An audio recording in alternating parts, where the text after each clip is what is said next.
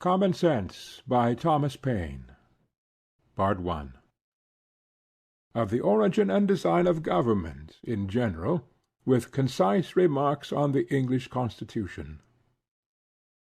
Some writers have so confounded society with government as to leave little or no distinction between them; whereas they are not only different, but have different origins. Society is produced by our wants, and government by our wickedness. The former promotes our happiness positively by uniting our affections; the latter negatively by restraining our vices. The one encourages intercourse, the other creates distinctions. The first a patron, the last a punisher. Society in every state is a blessing, but government even in its best state is but a necessary evil; in its worst state an intolerable one. For when we suffer, or are exposed to the same miseries by a government which we might expect in a country without government, our calamity is heightened by reflecting that we furnish the means by which we suffer. Government, like dress, is the badge of lost innocence. The palaces of kings are built on the ruins of the bowers of paradise. For were the impulses of conscience clear, uniform, and irresistibly obeyed, man would need no other lawgiver; but that not being the case, he finds it necessary to surrender up a part of his property to furnish means for the protection of the rest; and this he is induced to do by the same prudence which in every other case advises him out of two evils to choose the least. Wherefore, security being the true design and end of government, it unanswerably follows, that whatever form thereof appears most likely to insure it to us, with the least expense and greatest benefit, is preferable to all others. In order to gain a clear and just idea of the design and end of government, let us suppose a small number of persons settled in some sequestered part of the earth, unconnected with the rest. They will then represent the first peopling of any country, or of the world. In this state of natural liberty, society will be their first thought. 1,000 motives will excite them thereto. The strength of one man is so unequal to his wants, and his mind so unfitted for perpetual solitude, that he is soon obliged to seek assistance and relief of another, who in his turn requires the same. 4 or 5, united, would be able to raise a tolerable dwelling in the midst of a wilderness; but one man might labor out of the common period of life without accomplishing anything. When he had felled his timber he could not remove it, nor erect it after it was removed. Hunger in the meantime would urge him from his work, and every different want call him a different way. Disease, nay even misfortune, would be death; for though neither might be mortal, yet either would disable him from living, and reduce him to a state in which he might rather be said to perish than to die. Thus necessity, like a gravitating power, would soon form our newly arrived emigrants into society, the reciprocal blessings of which would supersede, and render the obligations of law and government unnecessary, while they remained perfectly just to each other.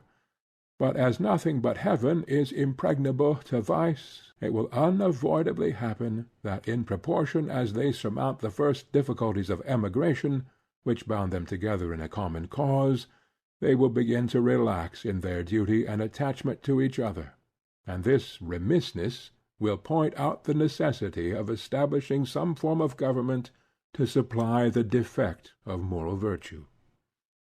Some convenient tree will afford them a state-house, under the branches of which the whole colony may assemble to deliberate on public matters.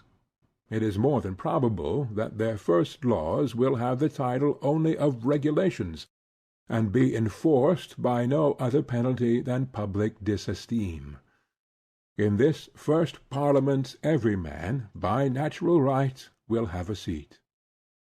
But as the colony increases, the public concerns will increase likewise, and the distance at which the members may be separated will render it too inconvenient for all of them to meet on every occasion as at first, when their number was small, their habitations near, and the public concerns few and trifling.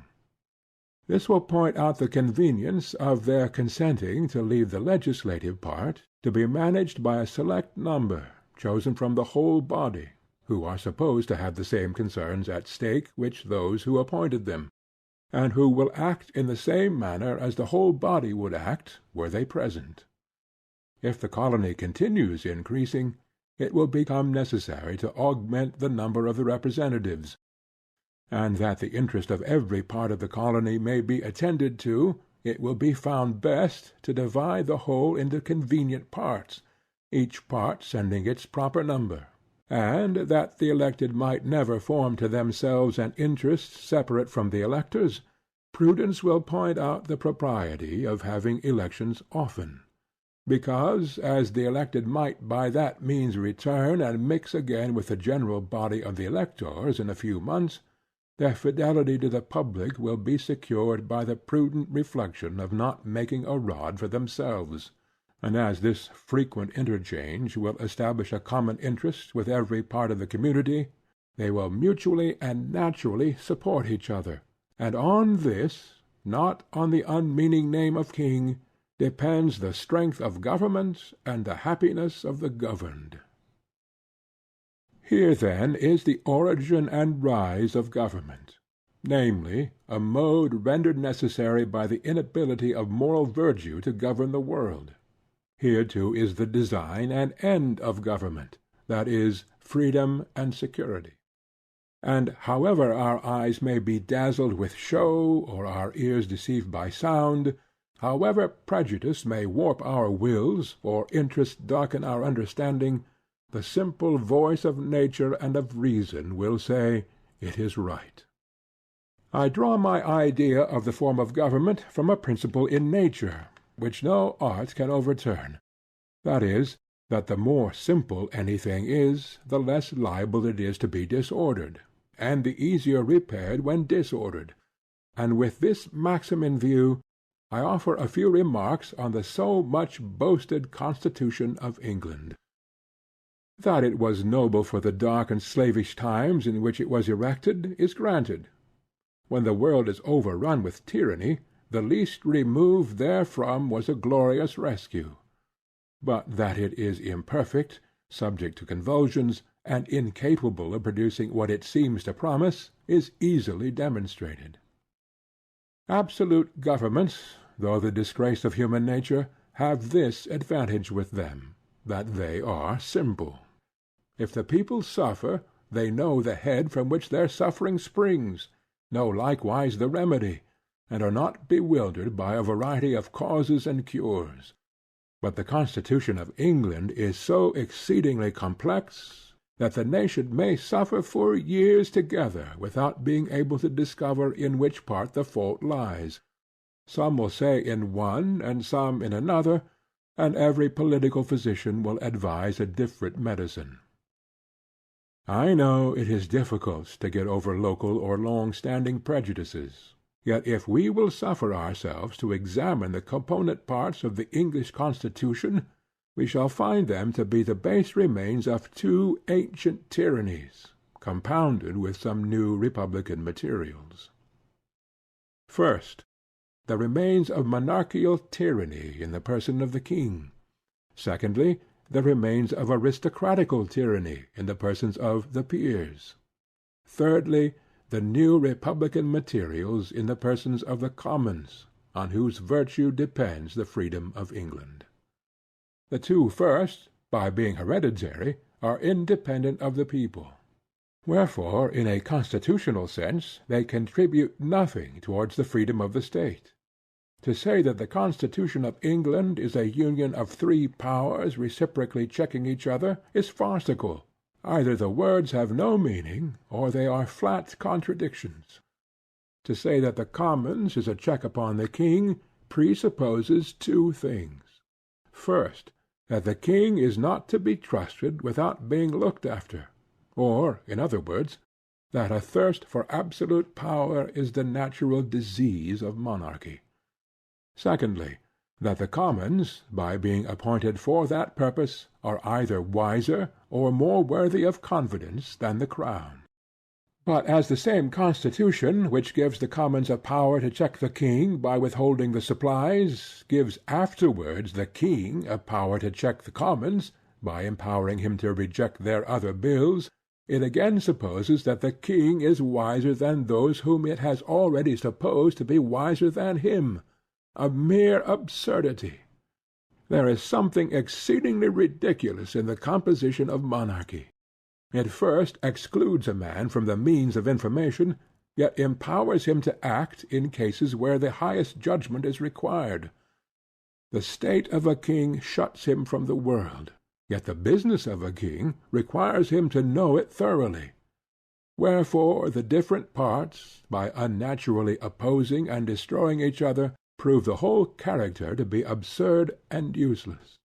Some writers have explained the English Constitution thus: the king, say they, is one, the people another. The peers are a house in behalf of the king, the commons in behalf of the people.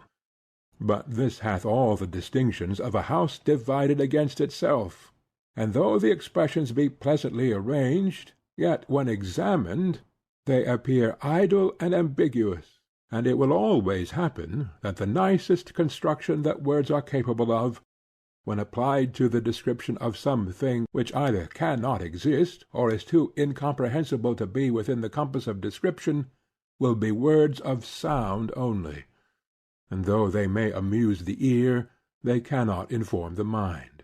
For this explanation includes a previous question, that is, how came the king by a power which the people are afraid to trust, and always obliged to check? Such a power could not be the gift of a wise people, neither can any power, which needs checking, be from God. Yet the provision, which the Constitution makes, supposes such a power to exist. But the provision is unequal to the task. The means either cannot or will not accomplish the end, and the whole affair is a felo de se. For as the greater weight will always carry up the less, and as all the wheels of a machine are put in motion by one, it only remains to know which power in the Constitution has the most weight, for that will govern. And though the others, or a part of them, may clog, or, as the phrase is, check the rapidity of its motion, yet so long as they cannot stop it, their endeavors will be ineffectual.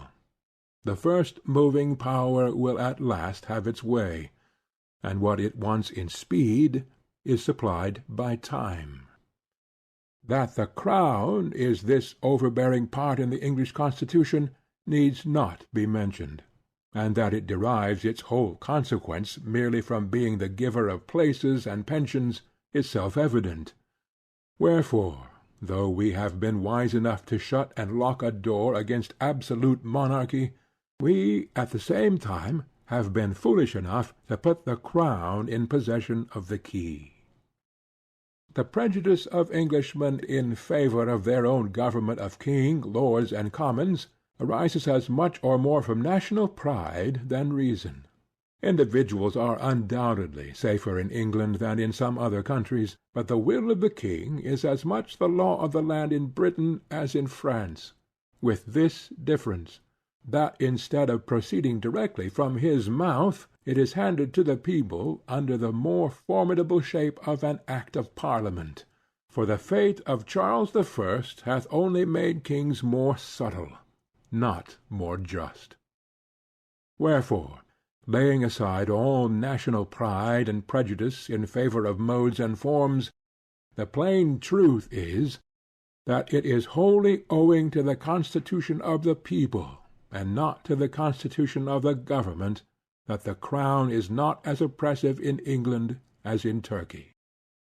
An inquiry into the constitutional errors in the English form of government is at this time highly necessary, for as we are never in proper condition of doing justice to others while we continue under the influence of some leading partiality, so neither are we capable of doing it to ourselves while we remain fettered by an obstinate prejudice.